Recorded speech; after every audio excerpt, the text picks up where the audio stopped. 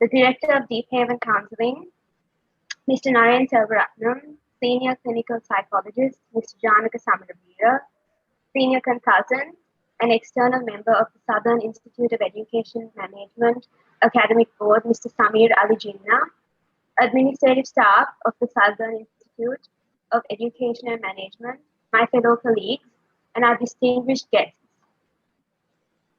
I warmly welcome you all to the launch of Deep Haven Counseling's very first certified qualification program, the Professional Qualification in Counseling and Psychotherapy.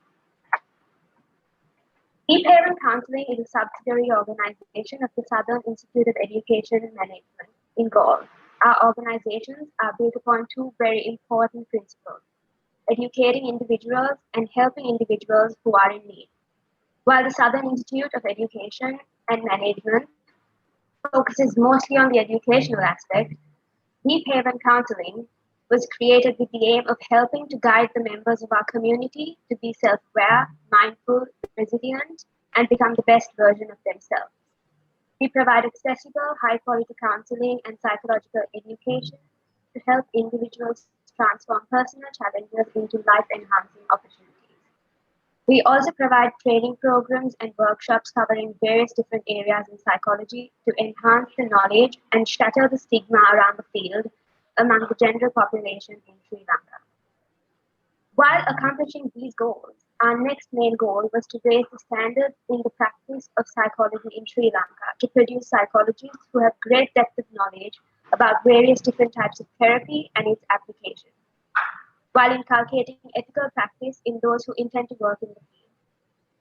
And we intend to do so with our very first certified qualification, the Professional Qualification in Counseling and Psychotherapy, curated by our very own psychologist. I would like to take this opportunity to thank everyone present here today for the launch of our new program. My colleague, Janush, Mr. Janush, will walk you through the background of our project. I hope you will have a wonderful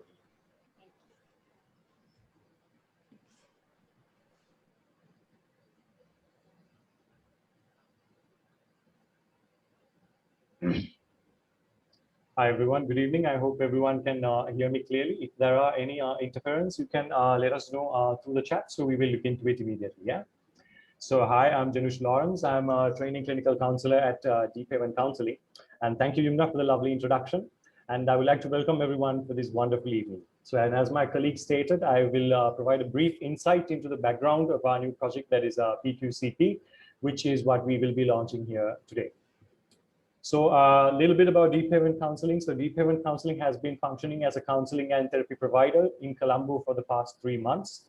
Through our operations and the services that we provide, we have had the opportunity to meet many other professionals and also clients seeking help regarding mental health problems.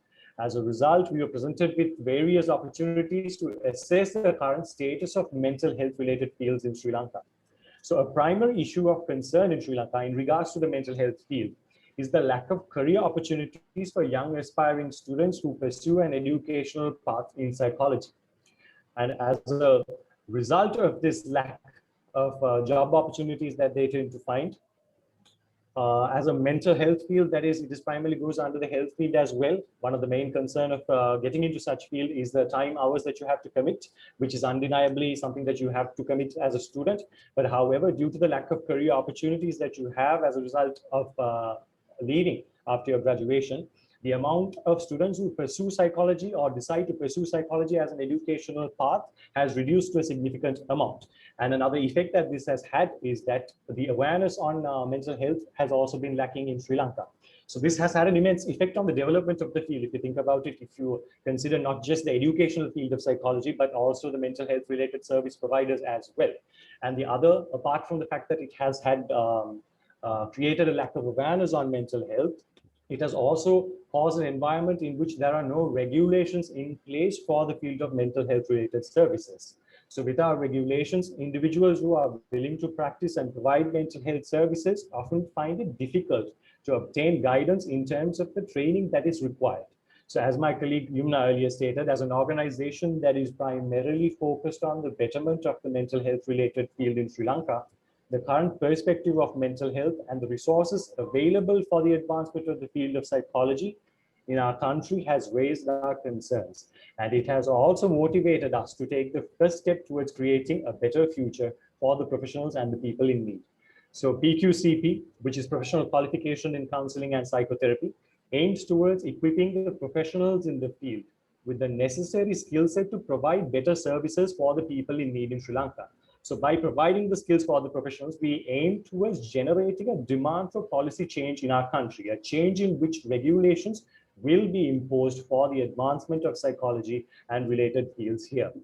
Mr. Narayan will be providing more information on the curriculum and other information in detail as well in regards to the PQCP course. And I would like to take this moment to once again thank all of you all, including our guests of honors, for taking time of their busy schedule to be a part of this ceremony today. And I will now pass it on to my colleague, Mr. Philip Fernando, to invite the esteemed academics here with us this evening to say a few words. Thank you very much. Good evening to all dignitaries, guests, and delegates with great joy and immense exultation. My name is Philip Fernando, and I'm a trainee clinical counselor at Deep Haven Counseling. I feel privileged to extend my warm welcome to all presented here for the launch of the professional qualification in counseling and psychotherapy. I consider it a great honor to welcome our guest of honor, Dr. Anthony Risser, who is a renowned neuropsychologist in New York and a visiting professor of psychology at Adler University and Chicago School of Professional Psychology, to say a few words.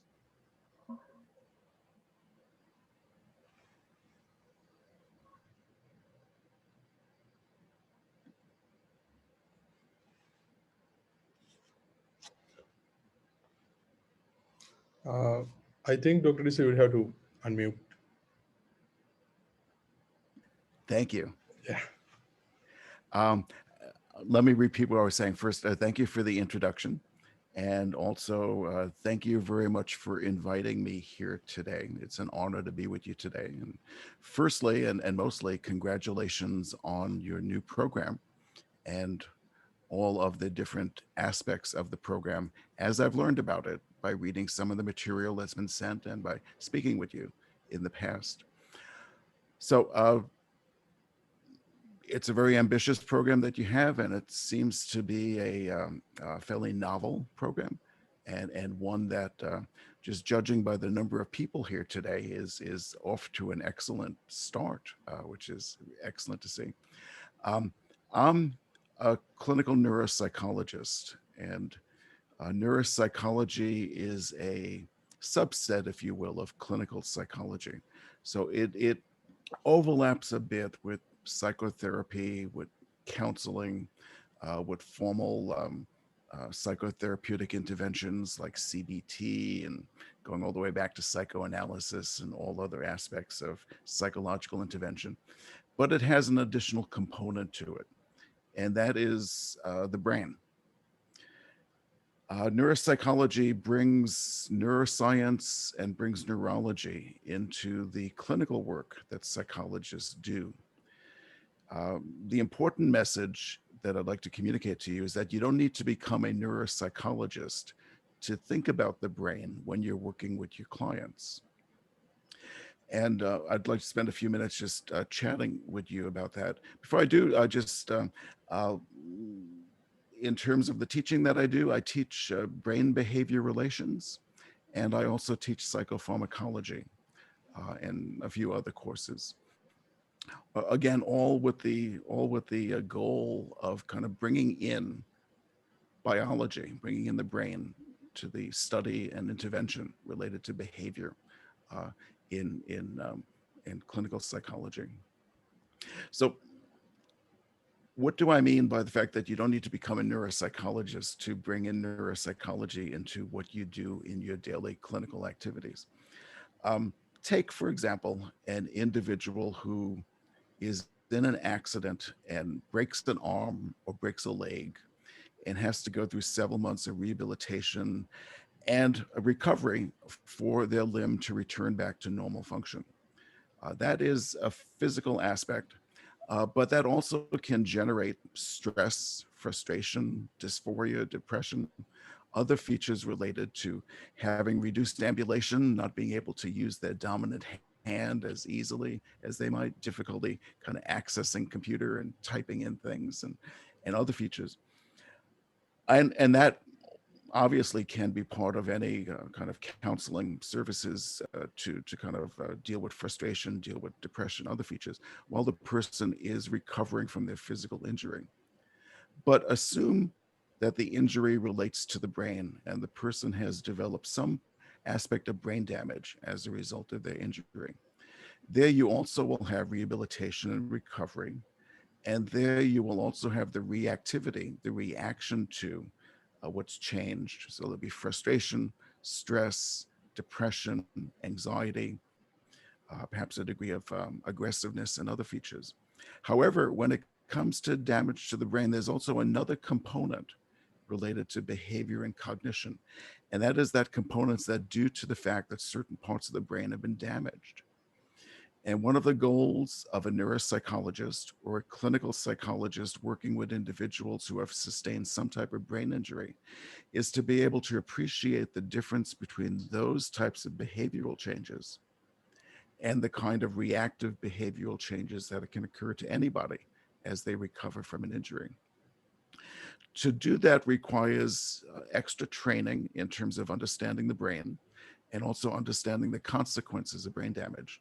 And that's what I do on a daily basis as a neuropsychologist. But again, it is something that can, if you're working with clients that in their previous history may have sustained a head injury or may have a diagnosis of some childhood developmental disorder, ADHD, conduct disorder, etc., that may have been due to some organic cause that can have an influence on and allow you to try to distinguish how you are going to work with this individual, if it is simply a reactive frustration, or if it is due to some loss of basic ability to control one's behavior. And to do that, again, requires some additional study in terms of what these features are and how they can relate to behavior. So hopefully, as you proceed in your careers, you may want to get some continuing education in terms of brain function and how it can relate to everyday behavior, both in its normal features and in its more acquired defective features. So for example, as a neuropsychologist, if I see somebody with a head injury where there may be some behavior or cognitive changes, I will take that person through roughly an 8-hour examination, looking at all aspects of cognition, all aspects of behavior, personality, emotional control, to try to determine if anything's been changed or if anything has not been changed. And if it's been changed, what it might be most due to organic changes in the brain or due to the frustrations and anxieties and stresses that may accrue as a result of their current status. Will they be able to return to work? Will they have difficulties relating with their family, returning back to their family, etc.? So in a short introduction, that is neuropsychology. I've loved every day of my career. I love being a neuropsychologist. The extra training that allowed me to take clinical psychology into the domain of neuroscience. Just show and tell time, if you will. There are 4 books I can mention for you, 2 of which are for advanced if you really want to jump into it. And the other 2 are just background reading if you want to get a good basic foundation of this. So one of these, the standard book in neuropsychology is a book called Neuropsychological Assessment. In this book is a listing and a description of the types of tests that we use in neuropsychology to determine behavioral changes and cognitive changes. Even heftier is this massive book, Principles of Neuroscience. This will get you into appreciating the brain part of brain behavior relations. However, just for like a summertime's reading, if you will, coffee house reading, here are 2 very short books, one called Cognitive Neuroscience and the other one called The Brain. Slim, but they will provide you with some of the basic features that will last with you in terms of understanding not only cognition as it relates to brain function, but also to some basic aspects of the brain. So with that, I will turn it back to you. I don't know if there were any questions or if there will be a later time for questions. That's at your discretion.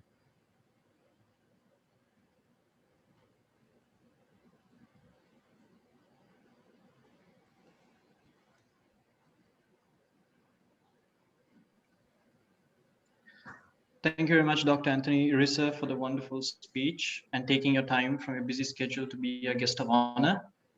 And again, congratulations to all of you for the new program. It really looks exciting. And now I would like to introduce our next dignitary here today to honor us with his presence is Dr. Thulitha Wickrama, who is a senior research associate at the University of Nebraska at Lincoln. I would like to invite him to say a few words on the current situation regarding mental health services in Sri Lanka. Okay, good morning and thank you very much. I think everyone can hear me and see me hopefully. And it's a really great honor to be invited to the launch of this new program. So thank you very much, Naren. And I'm very happy to see past students and new students and professors from the US participating in this launching ceremony. So first I want to address a little bit about the importance of this launch. So and this is a really needed a niche program in Sri Lanka's psychological education. So there's a real lack of really qualified programs and qualified teachers to give the training for the psychology students that they need. So and the lack is really filled to a large extent by programs like these that are accredited by the Tertiary Vocational Education Commission of Sri Lanka, and then with affiliations from very good American psychology programs and filled with lecturers and clinicians and counselors that are quite qualified, like Naren, Mr. Naren himself, and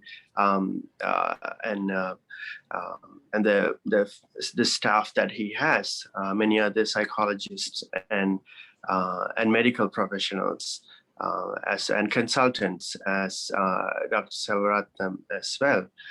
So it's a very really a happy occasion where I'm thrilled to see this development. And in the past, I think almost 10 years, I was in Sri Lanka and working with all psychology programs at I think all institutes in Sri Lanka. And also I was happily part of the launching of Mr. Naren's institute headquarters in Galle. And then unfortunately I couldn't make it to the launching of the counseling center, the Deep Haven Center in Colombo because of COVID. I was stuck in Kandy.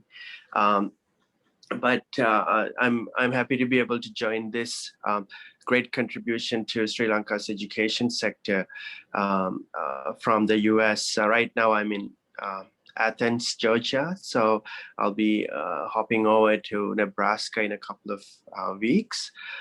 So that's first of all, that's the first thing I want to mention, that this is making a significant contribution to Sri Lanka's psychology education spectrum with a actual registered and validated and accredited program. So I'm very happy to see that, and I hope a lot of people will take advantage of this program, and I'm sure Mr. Narain will in the future come up with more and more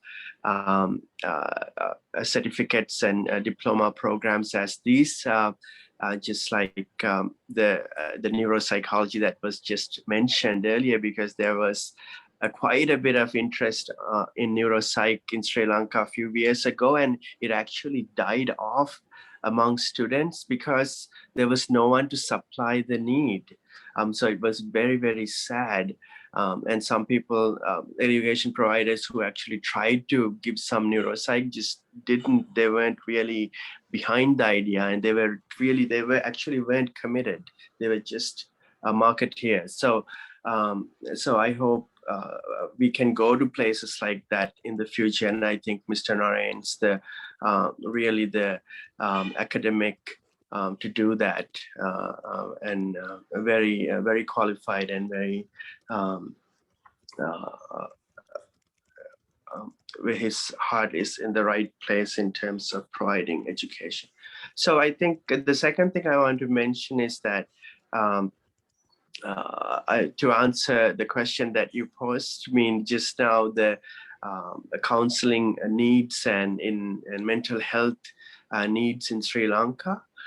So I think it's quite a significant need in psychological services out there in Sri Lanka, just like there is quite a bit of need in education services in Sri Lanka. So really, Sri Lanka is an underserved educational society.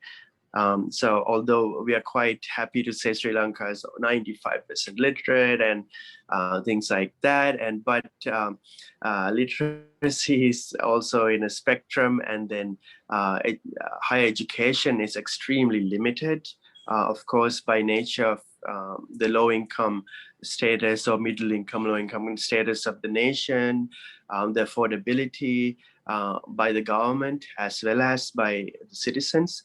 So there's a lot of other in-between places, a lot of shady places, and a lot of certificates and diplomas that are not registered anywhere, accredited by nobody, just made up things. And so there's a lot of gray area. So I think a huge vacuum in educational needs being met in Sri Lanka, and that of course translates to services not being carried out in society. So what is already established is the medical field, and the medical field to however they are trained try to do as much of mental health as they can, but of course having actual psychologists and clinicians and counselors and psychotherapists of various disciplines and subdisciplines will go a long ways in filling that need in society in all aspects of psychological need and counseling needs. And that's just scratching the surface. Even if you get out the trained people, because now you have to get them out to the community, you have to get them integrated formally into the Sri Lanka's health system.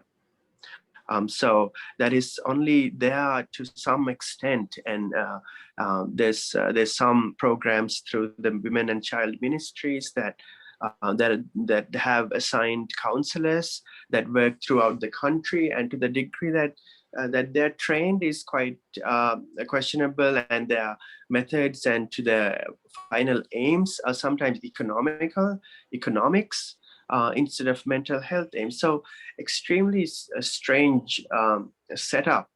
So there's of course community health and mental health aspects through the Ministry of Health. I think Dr. Selvaratnam would know a lot more about that, and that's in collaboration with the medical side and psychiatrists, and of course not nearly enough. We don't have enough psychiatrists and other counselors working through the Ministry of Health to serve the entire country. So, right. So the point is how do you serve the entire country, right? The entire population and the segments of the population, the elderly, the adults, the youth, the children, right? So there's a few attached to the National Child Protection Authority, and Mr. Lakmal Ponnamperumai, who Mr. Narain knows well, is back there again as the director of clinical psychology, and like that we have just a handful of clinical psychologists and counselors working within the ministries and the departments and authorities and councils that are serving the country, but we need hundreds more, we need thousands more well-trained, qualified ones. And parallel with that, we need to extend the network of mental health services throughout the country to families, communities, schools, and other places. And Mr. Narain, with today's program, is taking this a long ways in filling that need with the injection of this qualification that he's giving to budding young psychologists who want to get trained. And then we have, once that's done, so the entire spiel of how to get them out into the community remains. So one step at a time, hopefully we can get there. So the third thing I want to say is that my area of research is adolescent health.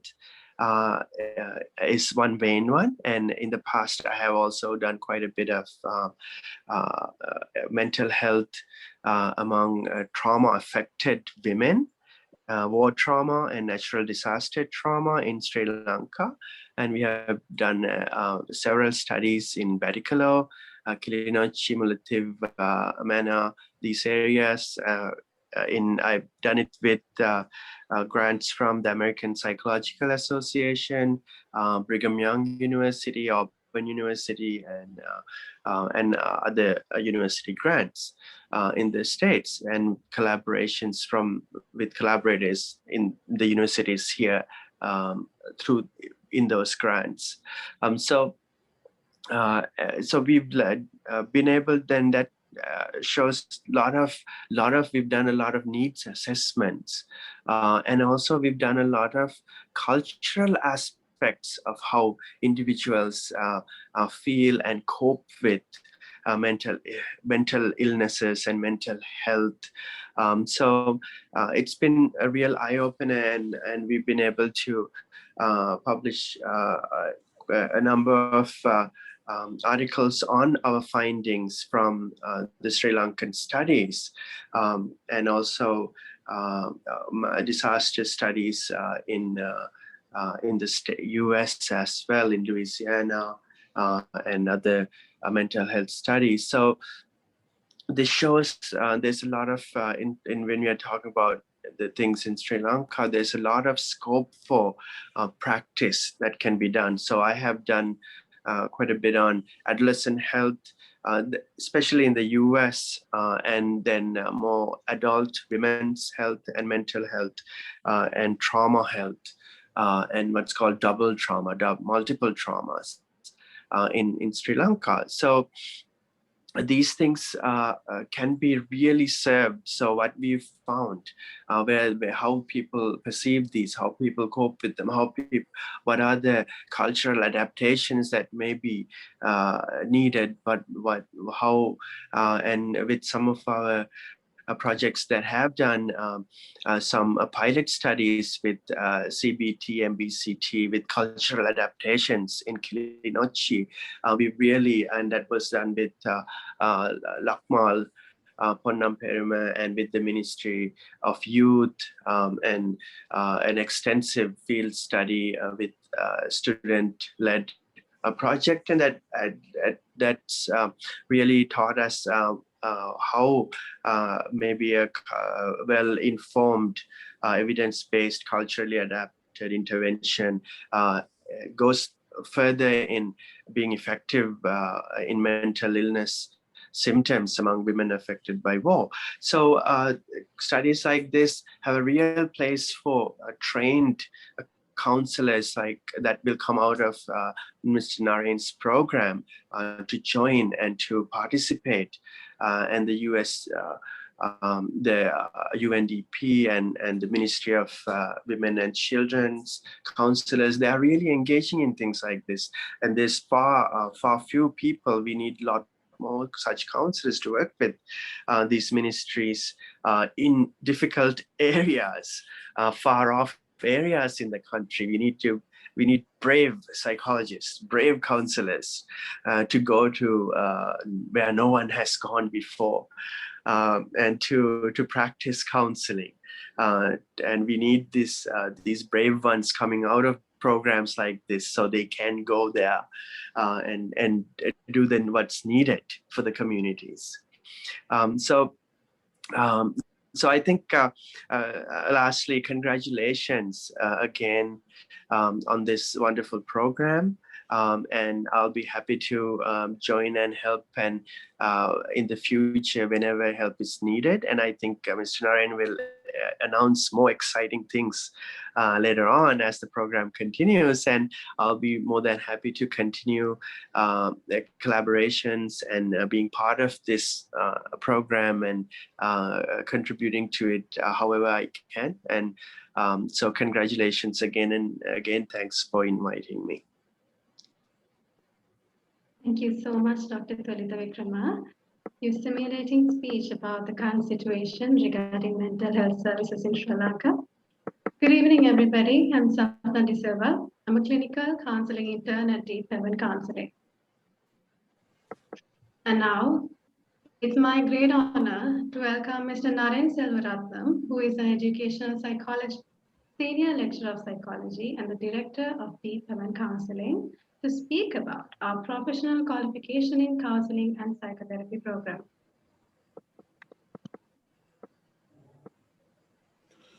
Okay, thank you very much, Safna. And thank you very much, Dr. Risser, and also Dr. Thulitha, for taking time out of your busy schedule to really give us, valuable insight all about neuropsych and also about the present situation for clinical psychology in Sri Lanka. I think having that understanding about how to bring knowledge and skills of dealing with multiple people and different conditions is mandatory to generate a group of individuals who have the confidence and resilience on top of the knowledge to actually work with lots of people, especially a country who is recovering from lots of trauma in the past. So while thanking Dr. Risser and Dr. Thulitha, let me get the time to briefly get you through the professional qualification in counseling and psychotherapy. And before we start,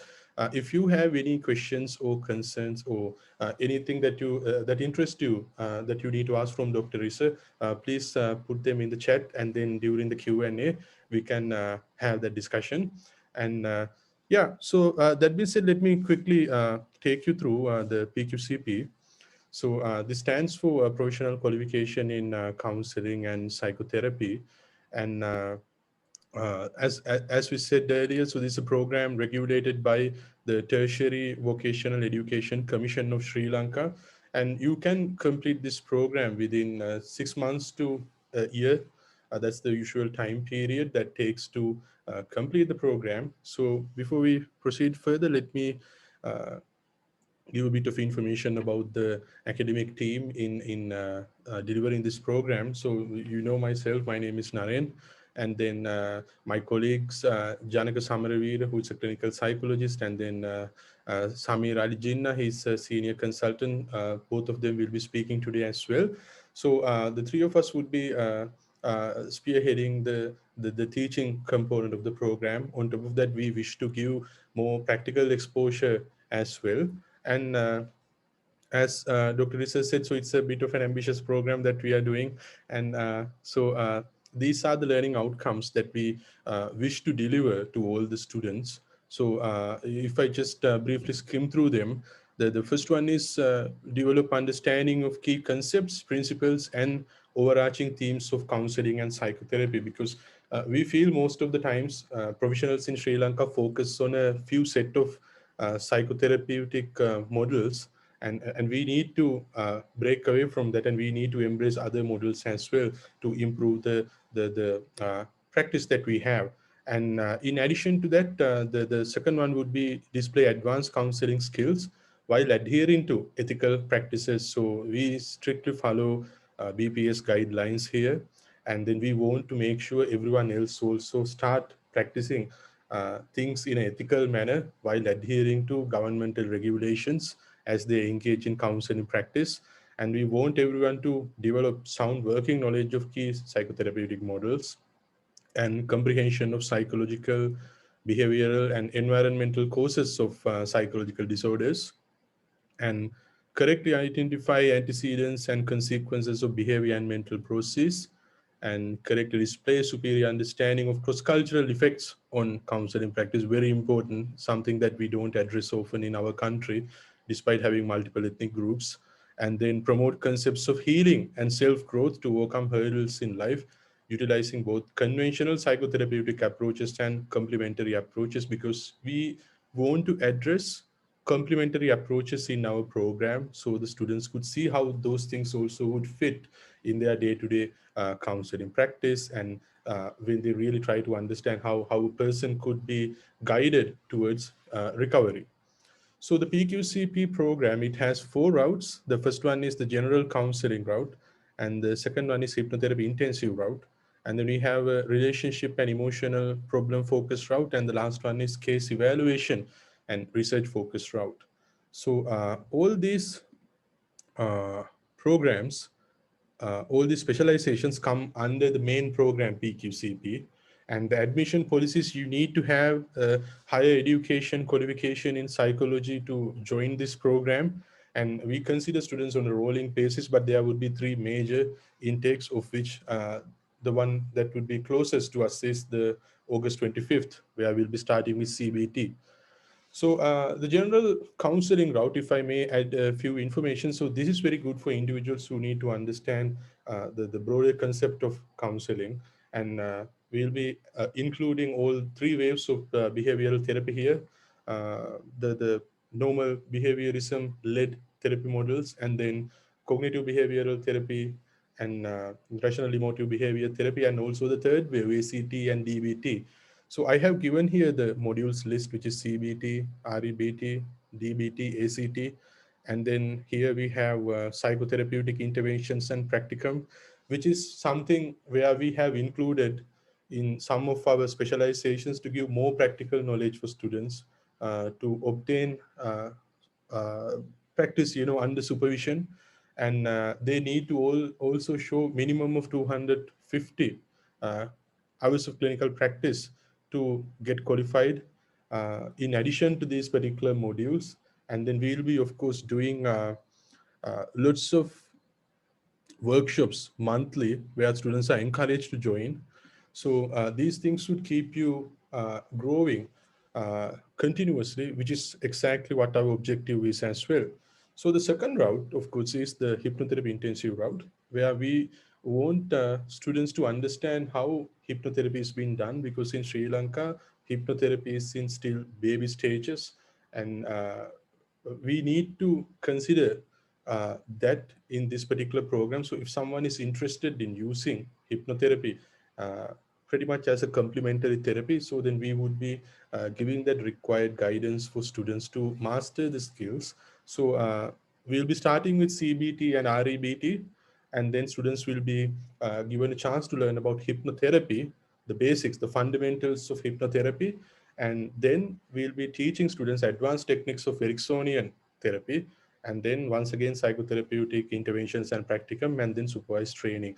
So I'm very proud to say that Deep Haven Counseling is one of the pioneering bodies for hypnotherapy in Sri Lanka right now, and we have a good amount of self-help audio as well to help people recover from multiple neuroses, or small scale problems where you can actually use hypnotherapy. It's not a standalone intervention, but you can of course use it on top of the conventional therapy.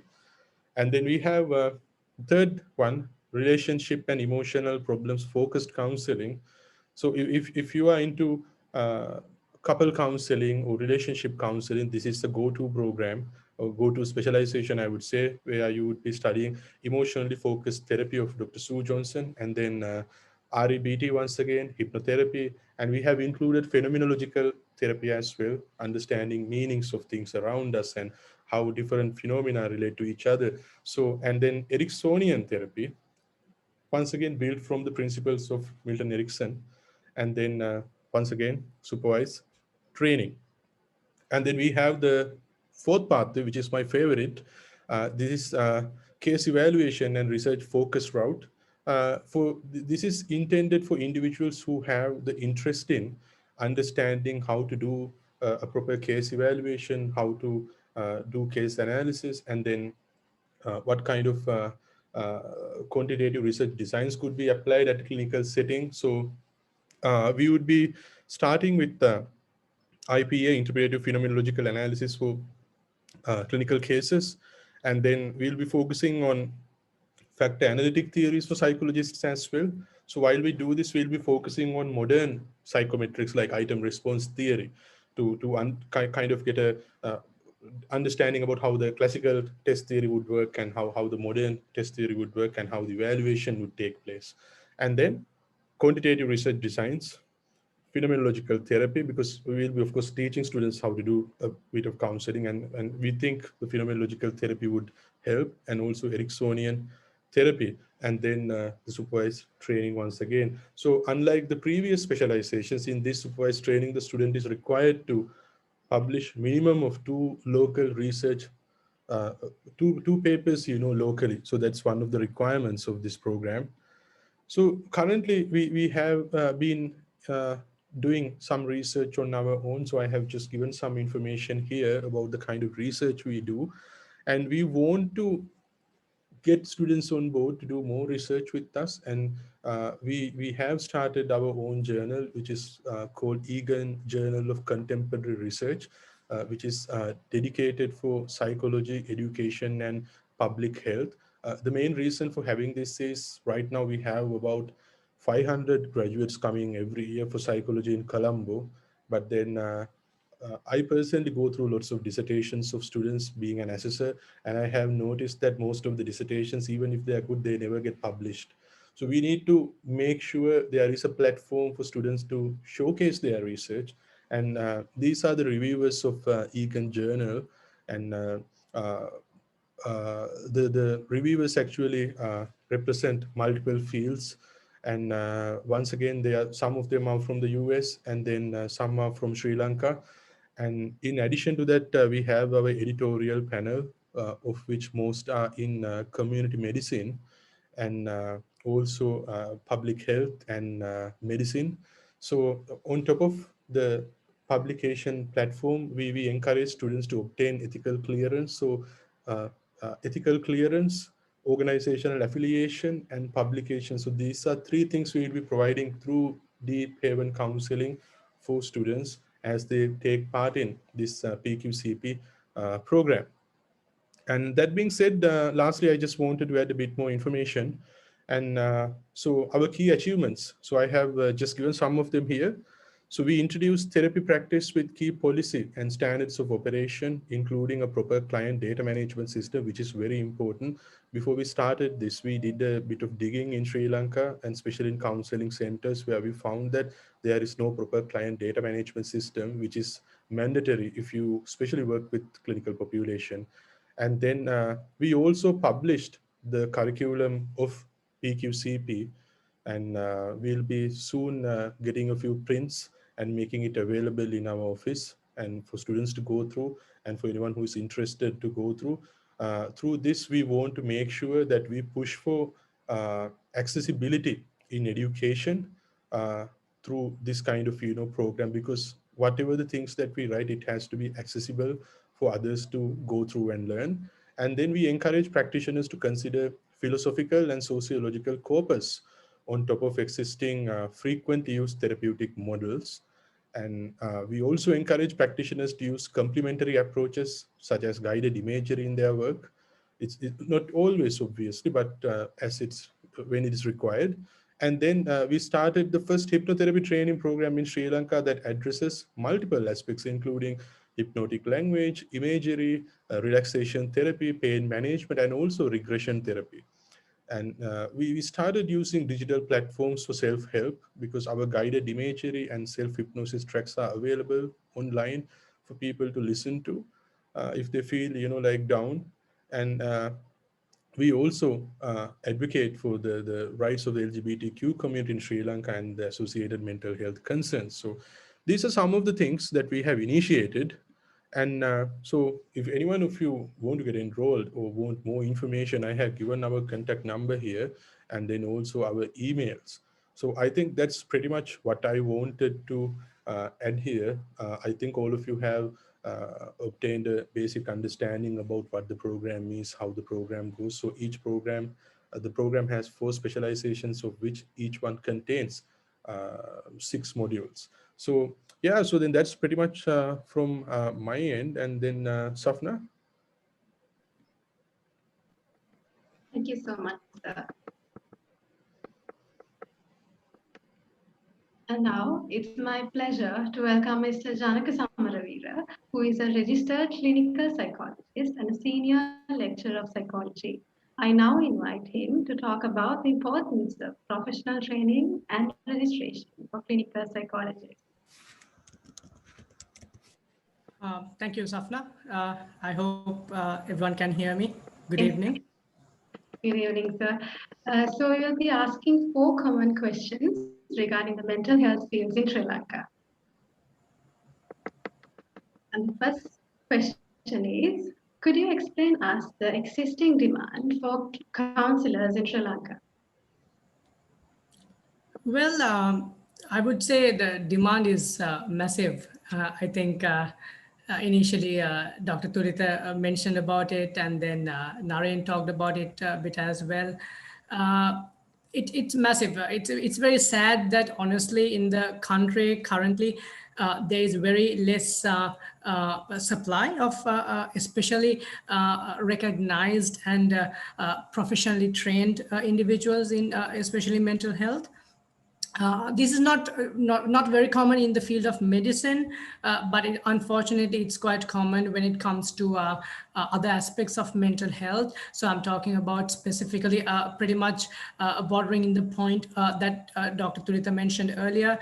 There is significant lack of professionals with regards to counselors, therapists, psychotherapists, also social workers, I believe, who play a very important role in mental health all around the world. Unfortunately, because of the lack of structure in our country, I think governing these things, there is very much problem associated with the mental health aspect in that regard.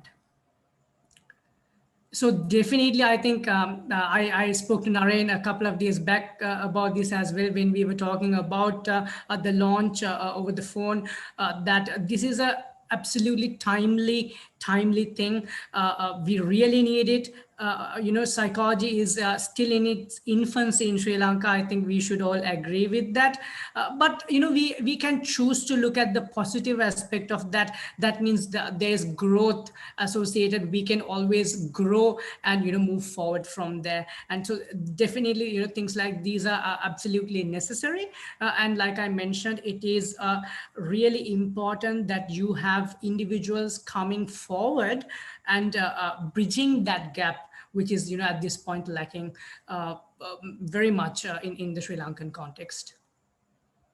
Okay, sir. And the second question, how do you think a formal qualification in counseling and psychotherapy could add value to the psychology graduate? Yeah, that's a very good question. I think I think again I need to highlight on this very much. For the individuals who are here, as well as to pass this on to other people. It's very important that we need to have recognized qualifications. I think that's the best way to put it. I think the conversation came up a while back that there are a lot of shady areas. There are a lot of individual providing like certificate courses and things like that, which is merely money making, to be honest. So which lacks the rigor and also the proper education aspect. So a lot of the time, because of the vulnerability that people are in, I believe they succumb victim to this. But there are also, I need to mention, there are also excellent programs. There are also excellent training available in this country, but it is very limited. It is absolutely limited, and that is the reason I believe Naren should continue this and take this forward with the amazing work that you do, and provide that opportunity for other individuals to have access to the more reliable and very valid forms of education, which can definitely take you forward. Because as we know, in its essence, a lot of the students here would agree. There are a lot of students who I've taught here. Very, very happy to see them. Really happy to see you guys, making that change, in our country, and take it one effort at a time, one day at a time.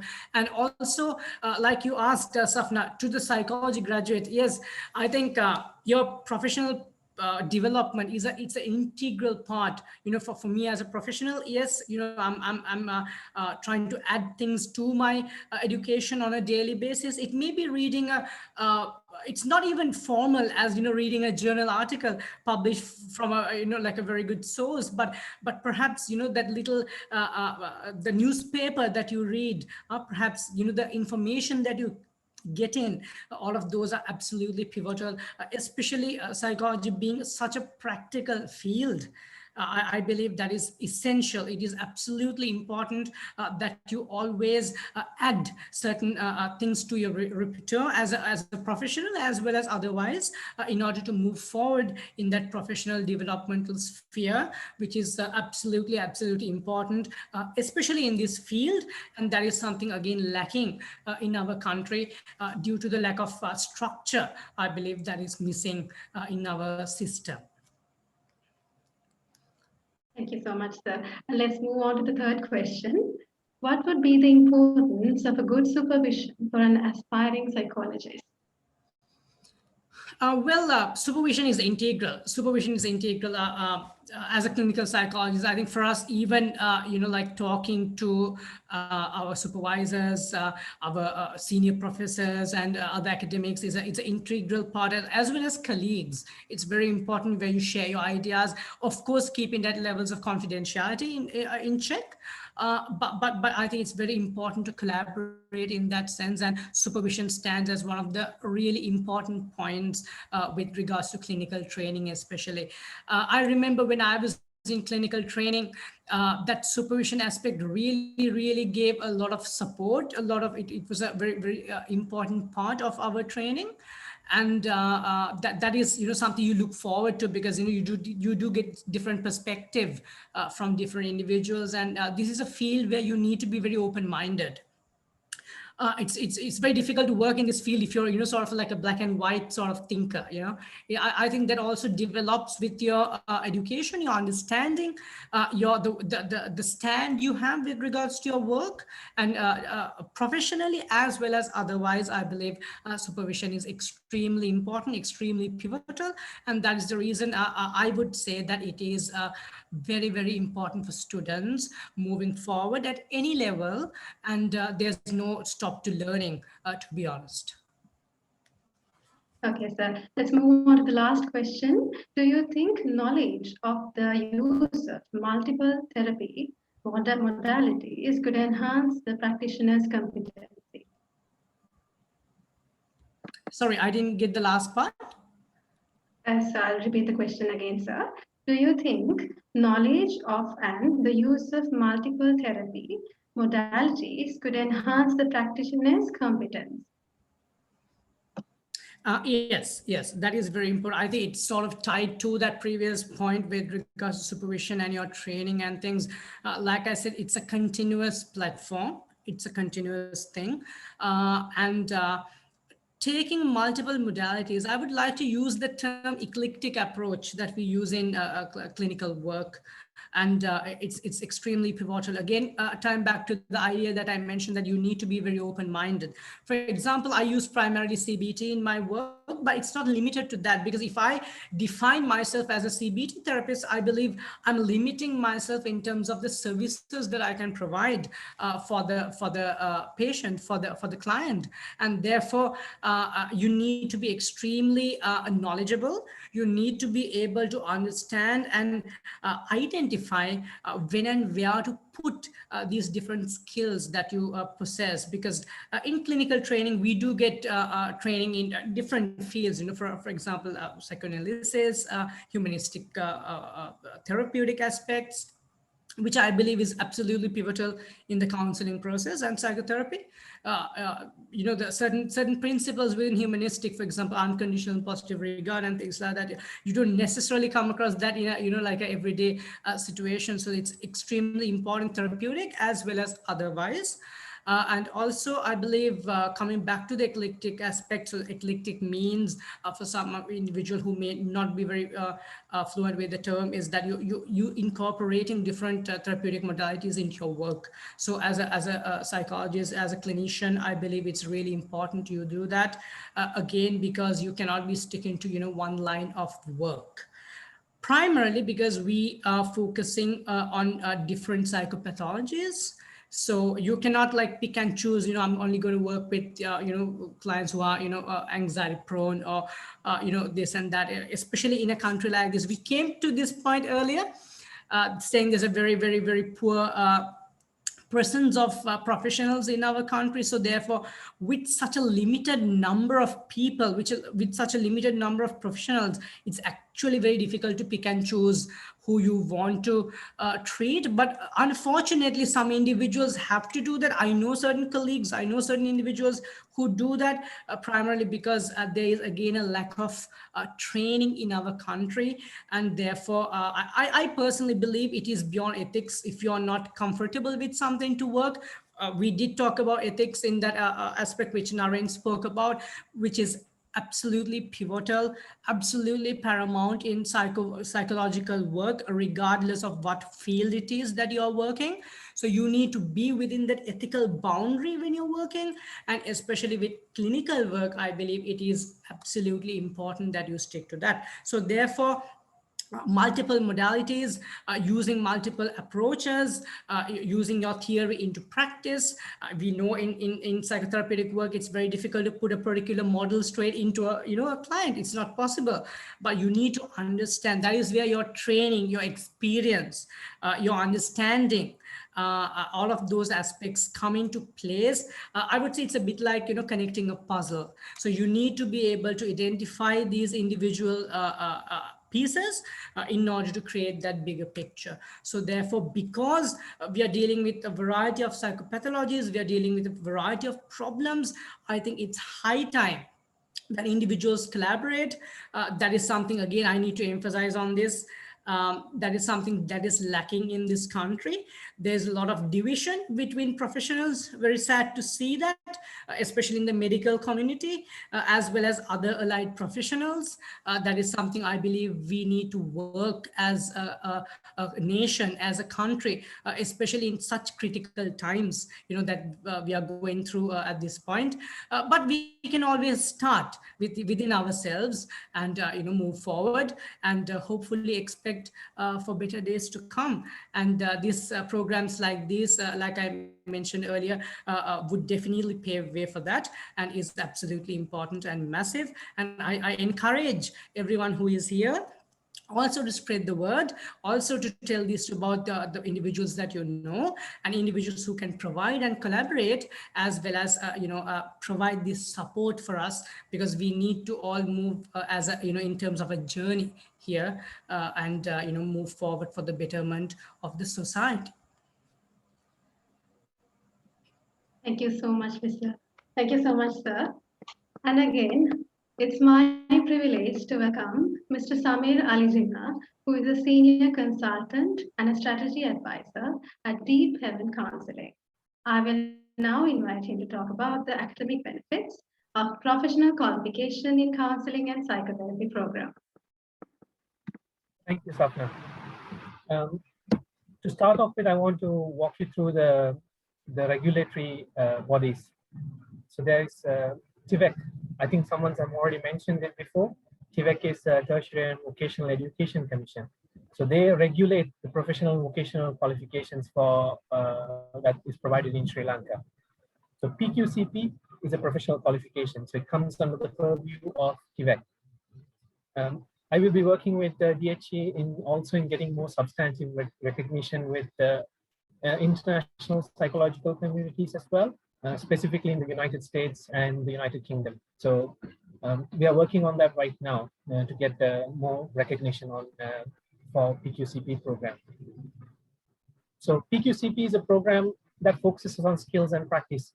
Janaka mentioned it, Naren mentioned it, and Dr. Thulitha and Dr. Risser also mentioned that it's a very unique program that has never been delivered before.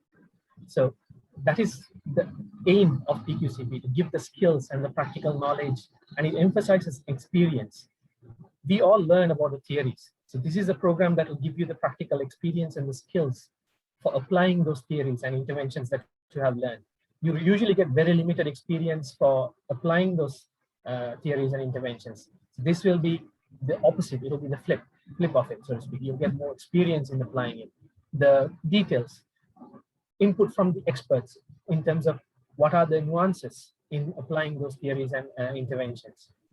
They'll be teaching you about the little factors that make a big difference in when it comes to applying those interventions, so to speak.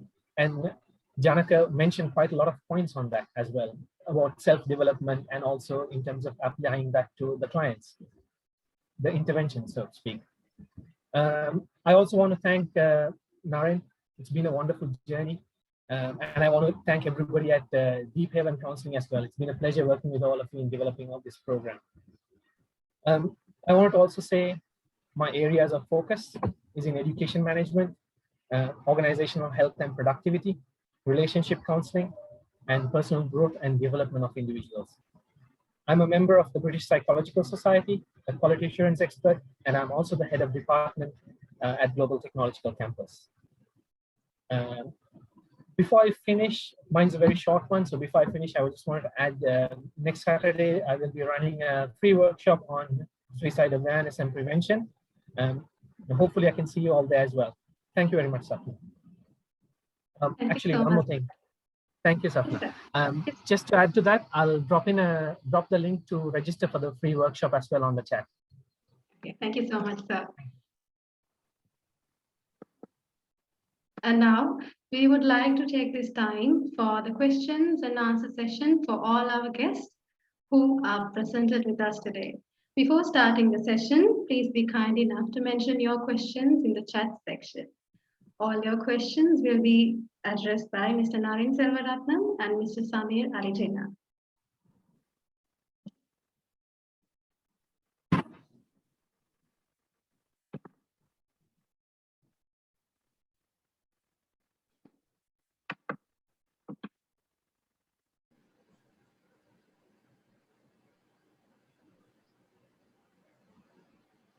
Yes, I think if you may have any questions, feel free to drop in the text, and then we can answer them. And I think at the same time, if any one of you have questions to ask from Dr. Risser, this would be a lovely time to do that as well. So anybody with any questions to first ask from Dr. Risser, and then we'll continue with other questions and concerns in like 5-6 minutes on the program. Yeah.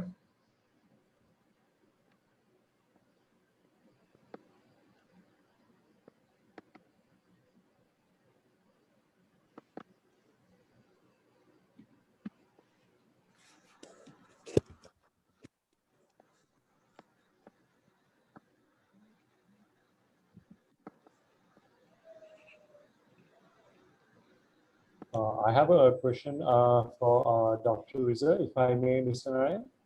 Yeah, sure. Dr. Risser, I hope you can hear me well. Yes, I can. Thank you. Hi, sir. So I just wanted to ask, so as Mr. Janaka earlier mentioned, in Sri Lanka, the current situation is that we often do see division between the professionals themselves. So since you're a neuropsychologist, I'm assuming there are areas in which where you have to use, take use of the medications as well in order to help certain clients who come in. So however, the current situation in Sri Lanka is that in terms of providing psychomedication, it is mostly psychiatrists who are involved with providing such help as well, whereas psychologists are not generally involved with that area. So I just wanted to know what is your opinion on this. And as a result, here in our country, we have a bit of a struggle communicating the concerns from the two very different viewpoints on how to address the mental health issues. So I just wanted to know, what do you think about, what would you suggest in order to come across this problem, how to solve it actually? Okay, thank you for the question. Let me provide maybe 2 or 3 layers to my response. The first layer is in the domain that we are in like counseling, psychotherapy, etc., of the different aspects that bring you all together. It is valuable and important for you to learn about psychopharmacology, if only to better understand your clients that are currently under prescription or in the past have taken psychopharmacological medication. That can only help you appreciate their experience base without having anything to do with prescriptions or anything like that. The knowledge base is very important. Many psychologists in my programs, for example, don't really want to take a course in psychopharmacology because they don't see it as being directly relevant to what they do. But for those that take a course in psychopharmacology, they understand the value of it in terms of just the background knowledge base. Okay. The next layer is that in the United States, psychologists do not typically prescribe medications, but there is a strong movement for prescriptive authority in the United States, and several states, the state I'm in right now, Illinois being one of them, there are 5 or 6 states that do allow specially trained psychologists who are licensed not only in psychology, but receive additional training experience in psychopharmacology to get an additional license for that. And that is something that really is taken off over the past 20 years. Now, within the United States, in terms of federal regulations, psychologists have been allowed to prescribe medications within the Department of Defense, within the Veterans Administration, and on some of the First Peoples reservations that exist in terms of medical care. So that's been around too, but really it's very limited. The majority of states in the United States do not allow PhD, PsyD, or other licensed certified mental health practitioners to prescribe. As a neuropsychologist, the third layer is that I have to fall somewhere in between the two. I don't have any particular interest in prescriptive authority, in prescribing medication, but I need to have very active working knowledge about medications and their impact on the brain and their impact on behavior, more so than, say, the typical clinical psychologist, because more of the clients and patients that I see are actively dealing with different prescription medications and have organic brain damage that can complicate the efficacy or the side effects of those medications. Schizophrenia being probably the best example of it. In schizophrenia, you have antipsychotic medications that are notorious for creating symptoms that many individuals misinterpret as being a feature of the schizophrenia, as opposed to being a consequence of the drugs used to treat schizophrenia. And if you don't have a good working knowledge about that, you will misinterpret the presentation of somebody with a diagnosis of schizophrenia for having more schizophrenia-related symptoms, that is actually the case, because some of those may well be due to the side effects of the medication. So in a long answer to your question, again, if you take it from a layered point of view, basic knowledge is important for anybody involved in mental health counseling and intervention. Neuropsychology, there's a step above that. And then there are certain regulatory opportunities for psychologists and neuropsychologists to become prescribers. And in that case, they are no different than any other prescriber in terms of the responsibilities that they have, in terms of monitoring and working with and choosing the right medications, et cetera, and have the same duty in terms of making sure that they maintain the safety. The sense of first do no harm becomes very much the case for psychologists who are involved in prescriptive authority. Thank you very much, Dr. Risser. That was a very valuable answer for us and most of the students here today, because that is a very common question we have in terms of collaborating psychomedication while providing psychological intervention as well. So thank you very much, Dr. Risser. You're welcome. Thank you for the question. Thank you.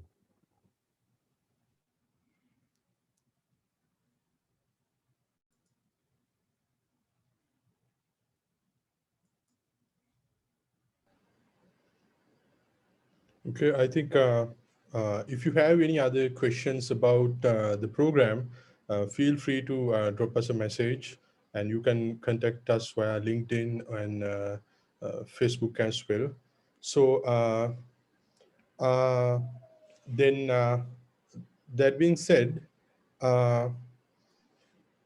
we'll I think continue with the rest of the sections of today's launch. And once again, so thank you very much, both Dr. Risser and Dr. Thulitha, for taking the time and take part on this wonderful launching ceremony. And I think it's really nice to see all of you after a long time, and especially you, because I remember taking classes with you back in 2012 in Winona, and walking back to my apartment in 323 West King. And I think from that point onwards, we have come a long way. So yeah, thank you very much for that. And Dr. Thulitha as well. I have taken classes with Dr. Thulitha also back in 2014. So it's wonderful to have Dr. Thulitha also on board. So thank you very much. And I think that being said, so we can continue with the remainder of today's launching ceremony. Okay. Thank you very much. And again, it's an honor to have been invited, and best wishes to all of you on the program. Bye-bye now. Bye. Thank you very much, Dr. Risser, for your time, for being with us here today.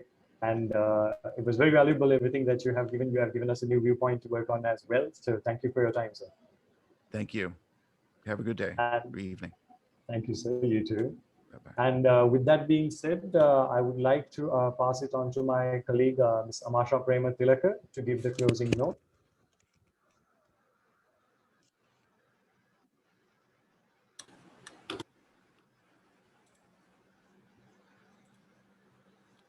Hi, my name is Amasha Prema Tilaka, and I'm a trainee clinical counselor at Deep Haven Counseling. And it gives me immense pleasure to deliver the word of thanks for this launch to everyone gathered here today.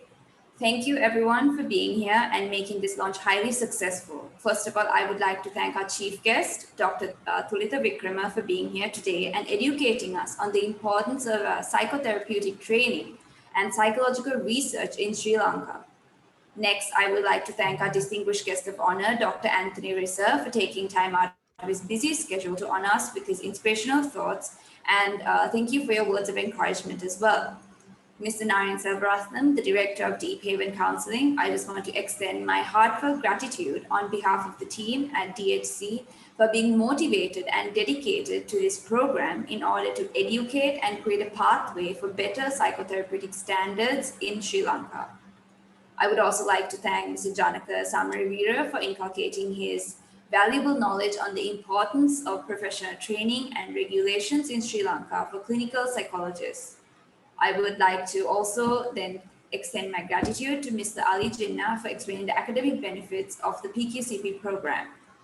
Next, I would like to thank our special invitees for being here today, Mr. Dhananjay Hettiarachi, Mr. Prasad Alahapuan, Ms. Kaushali Amaradivikara, Ms. Iresha Chamindi, and Ms. Ishani Karivasa.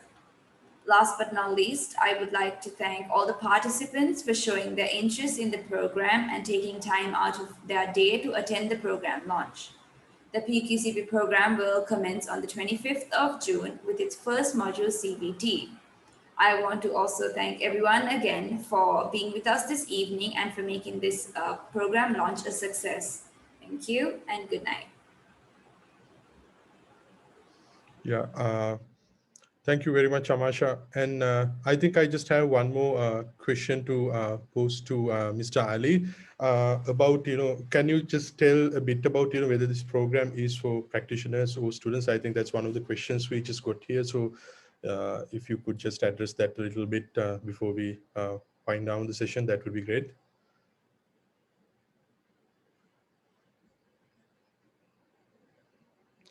I think, Ali, you had one mute.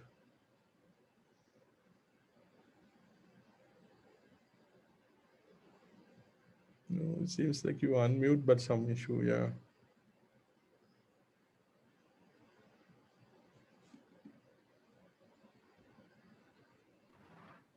Can you hear me? Yes, now okay. Thank you, Naren. The program is actually not just for practitioners, it is for aspiring practitioners as well.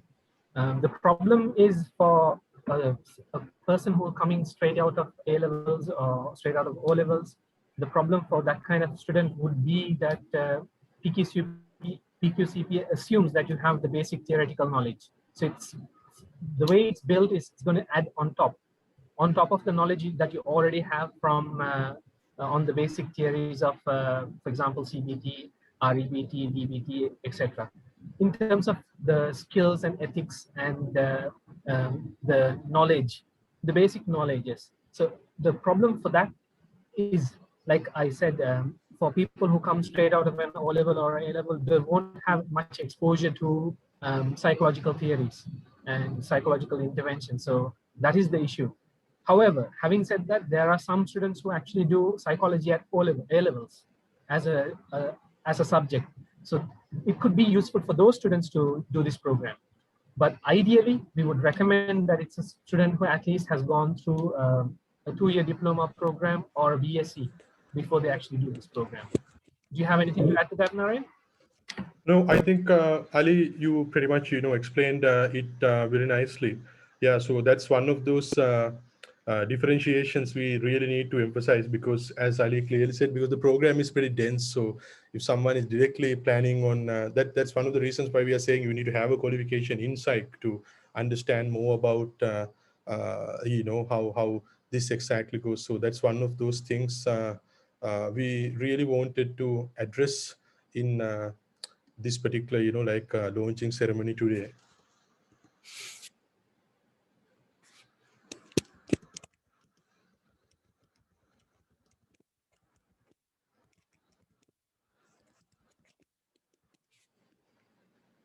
Yeah, I guess then that's pretty much it from my end as well. And I think we had a wonderful session today. So thank you very much for everyone for participating, and for all the practitioners who came from their busy schedule to take part in this session, and also for the students who participated on this event as well, and for all my colleagues, and also for the staff at DHC. So thank you all very much for putting this event together.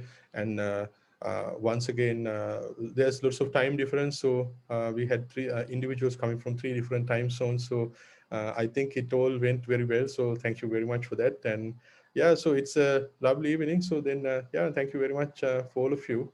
And I shall see you again in a similar session like this. And of course, we'll be launching our journal. We'll be doing a similar session in September. Yeah, so then that's it from our end. So anything to add from DHC? Thanks a lot, Naren. Great to see you. And thank you very much for the invitation again. And good luck moving forward. And we'll be here to support you whenever you need us. Yes, thank you very much, Dr. Thulitha. It was really lovely to have you here. And then thank you very much for inspiring us about the present situation in psychology in Sri Lanka, and also always being there for us with mentoring and then moral support, academic support, and we, as I said, we have been collaborating, I think, since 2015-16 time, so it's a long time. So yeah, so thank you very much for inspiring us always, and especially taking the time today despite your busy schedule. No problem. And looking forward to the channel and really doing something great with that, and your sister's involvement, and from Australia, and Dr. Selvaratnam's, and we're hoping to do something great with that also. Wonderful. Thank you very much, Naren. It's been great. Thank you very much, Ali, for assisting us, and also, imparting us insight on how the accreditation actually takes place. So thank you very much once again for your support and enthusiasm in launching. Yes, enthusiasm in launching the program. So thank you very much. Okay, then. Good to see you, Mr. Ali. I haven't met him before, Mr. Ali. Hi. Yes.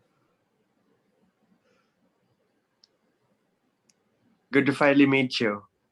Likewise, Dr. Thulitha. I've heard a lot about you. Oh, yeah, you too. Yeah, you're instrumental in a lot of the accreditation consultancies, and I hope to get in touch with you also sometime in the future. Sure. Look forward to it. Okay, thank you. Okay, then I think we have reached the end of today's launching ceremony. So while thanking all of you, all the special invitees, guest of honor, chief guest, and students and other practitioners. So thank you very much for joining with us today. And we shall see you again in a similar workshop, or maybe launch, or any other program of this sort. So thank you very much once again, and bye-bye. So have a nice day. Thank you, sir. Thank you, sir. Yeah, thank you very much.